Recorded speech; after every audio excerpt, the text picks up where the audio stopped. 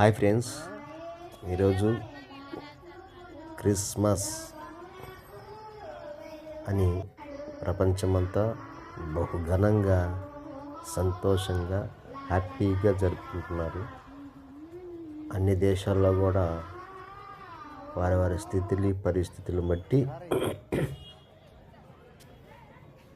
వాళ్ళ స్తోమత కొద్దీ జరుపుకుంటున్నారు. నూతన వస్త్రాలు కొనుక్కోవటం, అలాగే చర్చికి వెళ్ళటం, అలాగే కుటుంబంతో కలిసి చర్చిలకు వెళ్ళటం అలా చేస్తూ ఉన్నారు. ఖచ్చితంగా మేము కూడా దాంట్లో పాల్గొన్నాం. ప్రతి ఒక్కరు కూడా, మేధావులు కూడా, గొప్పవారు కూడా ఈ క్రిస్మస్ సందర్భాన్ని పునరుద్ధరించుకొని చర్చిల్లో పాల్గొన్నారు. చాలా హ్యాపీగా ఉంది. క్రిస్మస్.